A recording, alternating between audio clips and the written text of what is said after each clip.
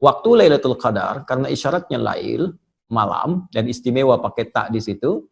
Malam itu dibatasi dari mulai ba'da isya. Apa batas dari fajar itu, matla'il fajar, itu ada yang menyebutkan sahar, waktu singkat menjelang fajar. Ya, sekitar 15 sampai 25 menitan lah sebelum fajar. Tanda Al-Qadar yang tersebar dalam referensi hadis-hadis Nabi SAW, khususnya di hadis Muslim, itu tidak memberikan tanda di awal, tapi lebih kepada tanda di akhir.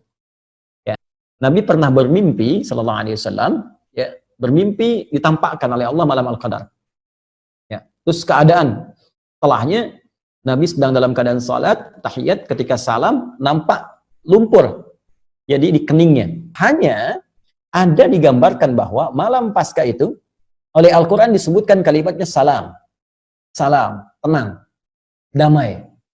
Nah, ini jadi ada feel ya yang diberikan ke dalam perasaan kita. Jadi kata Allah tuh, feeling kita di hati tuh malam ini kok beda ya. Salamun. Lihat di surah Al-Qadar di ujung ayatnya.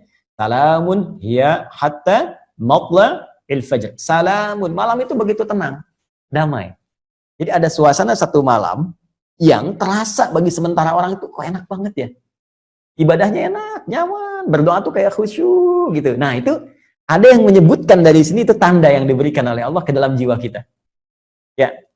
Baik, dan keesokan harinya itu digambarkan suasana alam. Ini kalau ini benar riwayatnya ya, lebih tenang, kemudian nggak terlalu mendung, nggak terlalu terang, kelihatan tumbuh-tumbuhan tuh sejuk, gitu kan? Kayak habis bersujud, kayak habis wah tenang kan. Kenapa digambarkan begitu tenang? Karena di Al-Qur'an disebutkan riwayat ya dalam firman Allah Subhanahu wa taala bahwa malaikat turun semua. Kalau ingin dapat secara singkat, gampang. Setiap malam Ramadan, ibadah aja. Nanti salah satunya akan terasa kenikmatannya. Bismillahirrahmanirrahim. Assalamualaikum warahmatullahi wabarakatuh. Saya akan mulai dulu dari pertama, supaya kita bisa urutkan dengan lebih sistematis. Waktu Al-Qadar. Ya, waktu malam Al-Qadar. Jadi kalau kita sudah sebutkan Lailatul Qadar, kita bisa tutup kalimat malamnya karena Lailah itu sudah berarti malam, ya, malam istimewa. Ya. Waktu Lailatul Qadar karena isyaratnya lail, malam, dan istimewa pakai tak di situ. Malam itu dibatasi dari mulai ba'da isya. Ya. Jadi kalau di Indonesia sekarang misalnya ba'da isya 7:30 lah, dengan sunnahnya taruhlah misalnya jam 8 ya. Itu terbentang luas sampai ke menjelang fajar. Ya, kalau bahasa Al-Qur'annya langsung di surah Al-Qadar itu salamun hiya hatta matla'il fajr. Lihat ujung ayatnya. Hiya itu menunjuk ke Lailah, ya, dhamirnya muannats.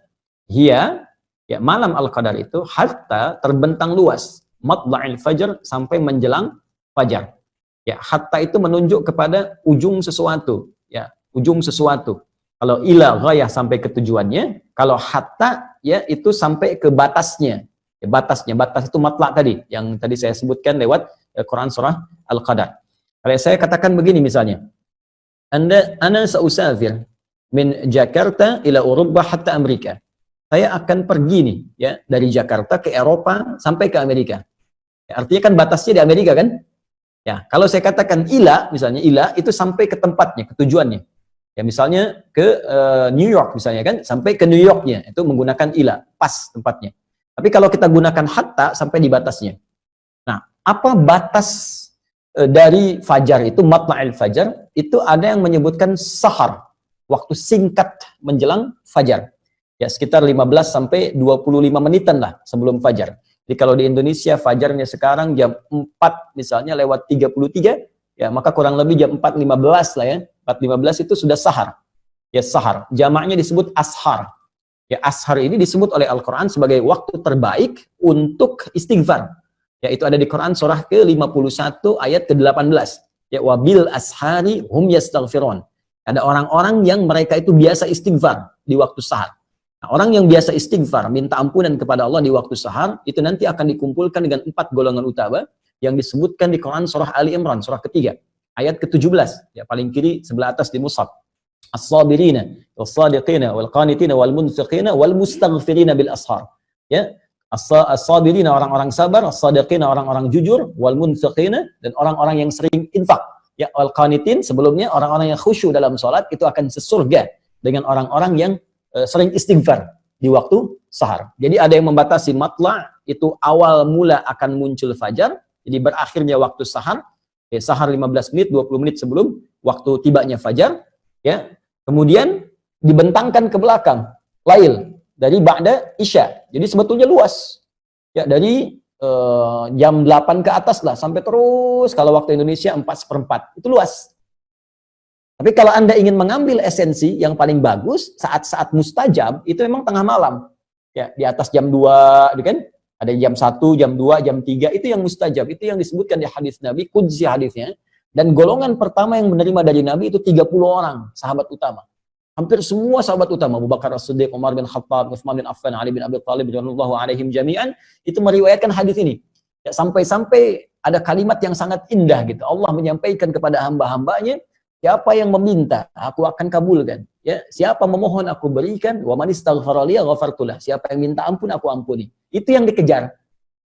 Karena itu Nabi SAW, para sahabat, radhiyallahu alaihim, orang-orang saleh zaman-zaman dulu sampai ke sekarang itu menghidupkan malamnya, khususnya untuk mengejar puncak-puncaknya. Ya, di puncaknya lagi dikejar. Jadi dari ba'da isya itu mereka terus baca Quran, ada yang sholat, nggak berhenti tuh rata-rata. Ada sebagian orang-orang, termasuk di masa sekarang, ya kita pada umumnya, itu mengejar puncaknya saja. Di umumnya kan ba'da isya, tarawih, istirahat kan, bangun lagi malamnya. Ya orang dulu itu banyak istirahat di siangnya, sehingga malamnya bisa hidup sampai dengan ke ujungnya. Jadi kalau kita katakan kembali ke Al-Quran, ditanya, Ustadz, kapan waktu Al-Qadar itu, malam Al-Qadar tepatnya, kembalikan pada keterangan Al-Quran, terbentang dari malam itu, ya ma ba'dal isya, dari setelah isya itu sampai ke menjelang fajar. Jadi kalau Anda ingin mendapat kesempatan luas dapat malam Al-Qadar, cara paling gampang adalah jangan tinggalkan malamnya. Ya, khususnya di 10 malam terakhir itu, usahakan tuh ada yang bangun aja. Ya, entah itu jam 10-nya, jam 12-nya, entah jam 1-nya, jam 2-nya, di sela-sela itu Anda usahakan ibadah. Ya, khususnya di ujung-ujung akhir itu. Dari fase jam 2 ke jam 3 ke jam 4 sesuai dengan waktu subuhnya masing-masing. Di dalam 10 malam terakhir usahakan di setiap waktu ini Anda bangun, Anda ibadah di situ, walaupun mungkin hanya 5 menit saja, 10 menit saja, ya sebagai harapan mendapatkan satu di malam itu. Bahkan ada rumus dari ulama yang lebih dahsyat lagi. Kalau memang sama sekali ya kita nggak ingin ketinggalan dapat malam Al-Qadar, ingin dapat waktu itu, maka gampangnya setiap malam Ramadan dari awal pertama sampai terakhir jangan ketinggalan. Karena malam terakhir, 10 terakhir itu kan peluang besar. Tapi boleh jadi dia datang di awal Ramadan, pertengahan atau akhirnya. Karena itu bagi kita yang menyiapkan malam-malam terakhir, cara paling gampang kalau ingin dapat, jangan tinggalkan setiap malamnya, batas akhirnya setidaknya menjelang fajar, bisa 10 sampai 25 menit sebelum fajar. Ini waktunya, ya, terkait dengan, ya Ustadz, apakah tanda malam Al-Qadar bisa diamati, gitu kan? Yes. Baik. Tanda Al-Qadar yang tersebar dalam referensi hadis-hadis Nabi SAW, khususnya di hadis Muslim, itu tidak memberikan tanda di awal, tapi lebih kepada tanda di akhir. Ya, tanda di awal yang saya maksudkan waktu menjelangnya, itu nggak ada yang spesifik. Nabi pernah bermimpi, Sallallahu Alaihi Wasallam, ya, bermimpi ditampakkan oleh Allah malam Al-Qadar. Ya, terus keadaan setelahnya Nabi sedang dalam keadaan salat, tahiyat, ketika salam nampak lumpur, jadi di keningnya. Ya, lumpur ini nampak karena begini, di zaman Nabi itu kan masjidnya itu masih terbatas, alasnya masih tanah, kan? Kemudian tiang-tiangnya pelepah kurma, atapnya itu dari daun-daun kurma. Jadi kalau memang hujan ya hujan, bocor basah. Nah, jadi ketika hujan itu basah, pasti orang sholat itu ini kotor, ya bagian atasnya kotor. Gitu. Kalau panas ya panas. Ada sebagian sahabat yang sampai menghamparkan kayak sapu tangan untuk bisa menahan panasnya saat sujud. Anda bisa bayangkan dalam kondisi seperti itu masih semangat menunaikan sholat. Ya, ini dalil kebolehan perempuan pakai mukena, walaupun ada sedikit ya yang menghalangi dengan keningnya. Ini bukan penghalang sebetulnya, yang mukena itu. Ya, ini disampaikan dalam satu riwayat tadi yang sahabat menghamparkan semacam sapu tangan untuk bisa menjembatani dengan tanah. Ini diambil oleh para ulama kebolehan mukena, ya, walaupun akan lebih bagus kalau dibuka sehingga ini bisa nempel, tapi kalau tertutup tidak sengaja karena batas yang kecil, tidak ada masalah, termasuk kebolehan dalil menggunakan sajadah. Nah, poinnya adalah Poinnya ketika Nabi SAW bangun, itu oleh Allah dibuat gaib, dibuat lupa. Ya, waktunya kapan?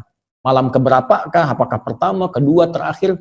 Oleh Allah Subhanahu wa taala dibuat lupa. Tapi tanda itu masih nampak. Saya kata Nabi SAW itu tampak di kening. Di kening saya itu ada lumpur.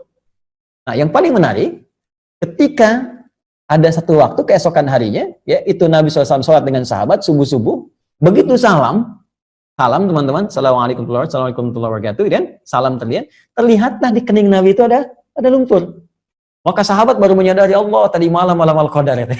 Ya, tadi malam Al-Qadar, tadi malam Lailatul Qadar gitu kan. Nah, dari sini ada yang sebagian mengambil ya kesimpulan bahwa oh, itu ditandai dengan hujan sebelumnya, ya kan? Tandai dengan apa? Tapi sesungguhnya nggak ada narasi seperti itu. Ya, narasi-narasi yang disampaikan tanda kebanyakan setelahnya. Ya, bisa ada hujan, bisa cuaca cerah, bisa jadi karena mungkin peristiwa spesifik pada zaman Nabi saja pada saat itu keadaannya mungkin hujan, ya. Boleh jadi di masa-masa yang berbeda mungkin tidak hujan. Ya, mungkin keadaannya nyaman, tenang. Nah, hanya ada digambarkan bahwa malam Paskah itu oleh Al-Qur'an disebutkan kalimatnya salam. Salam, tenang, damai. Nah, ini, jadi ada feel ya yang diberikan ke dalam perasaan kita. Jadi kata Allah tuh, feeling kita di hati tuh malam ini kok beda ya. Salamun. Lihat di surah Al-Qadar di ujung ayatnya. Salamun hiya hatta matla'il fajr. Salamun. Malam itu begitu tenang, damai. Jadi ada suasana satu malam yang terasa bagi sementara orang itu kok enak banget ya. Ibadahnya enak, nyaman, berdoa tuh kayak khusyuk gitu. Nah, itu ada yang menyebutkan dari sini itu tanda yang diberikan oleh Allah ke dalam jiwa kita. Ya. Baik, dan keesokan harinya itu digambarkan suasana alam. Ini kalau ini benar riwayatnya ya, lebih tenang, kemudian nggak terlalu mendung, nggak terlalu terang, kelihatan tumbuh-tumbuhan tuh sejuk, gitu kan? Kayak habis bersujud, kayak habis wah tenang kan. Kenapa digambarkan begitu tenang? Karena di Al-Qur'an disebutkan riwayat ya dalam firman Allah Subhanahu wa taala bahwa malaikat turun semua. Tanazzalul malaikatu warruhu fiha. Allahu akbar. Ya, roh itu kan malaikat Jibril. Malaikat Jibril itu tugasnya selesai ketika Nabi wafat untuk memberikan wahyu. Tapi hanya satu kali dalam setahun turun. Ya, dalam malam Al-Qadar. Tugasnya selesai, hanya setahun sekali turun di malam Al-Qadar. Tanazzalul malaikatu warruhu fiha. Di malaikat saking dahsyatnya malam Al-Qadar, semua malaikat turun. Termasuk Jibril. Ya, malaikat itu jamak dari kata malakun. Kalau malakun satu, ya, mahadza basyara, ya. In hadza illa malakun karim, kata orang-orang sosialita yang kumpul di masa Nabi Yusuf, yang ini sih bukan manusia, ini malaikat yang nyamar jadi manusia. Satu orang malakun. Kalau banyak itu malaikat. Jadi saking padatnya bumi, itu malaikat turun. Saya punya bejana nih, ini kan kalau ini pot ya. Kalau ini saya kosongkan, teman-teman. Saya isi 1-2 kelereng. Saya goyang-goyang gini bunyi kan? Kan? Tapi kalau saya isi penuh kelerengnya. Semua sini. Saya goyang-goyang ini diam kan? Nggak ada suara. Nah, ini yang diisyaratkan oleh para ulama, saking turunnya banyak malaikat, padat keadaan bumi, sampai-sampai keadaan alam tuh begitu tenang. Berisik nggak ada, angin berisik tuh nggak ada, ya ribut-ribut nggak ada. Teduh, kenapa? Banyak malaikat yang turun. Nah, maka ada yang mengartikan, kalau Anda di malam Ramadan terasa ada ketenangan tersendiri, dan alam keadaan tenang, kayaknya sejuk, maka cepat bergegas untuk ibadah malamnya. Boleh jadi itu malam Al-Qadar. Besoknya nanti tandanya akan tampak alam yang sejuk, ya nggak terlalu terik, bulan nampak juga indah, matahari terbitnya juga kayak tenang gitu. Nah, itu feel-nya bisa berbeda satu dengan yang lainnya. Tapi kalau ingin dapat secara singkat, gampang. Setiap malam Ramadan, ya ibadah aja. Nanti salah satunya akan terasa kenikmatannya. Saya kira seperti itu, Mas Ridho. Allah Ta'ala a'lam bishawab.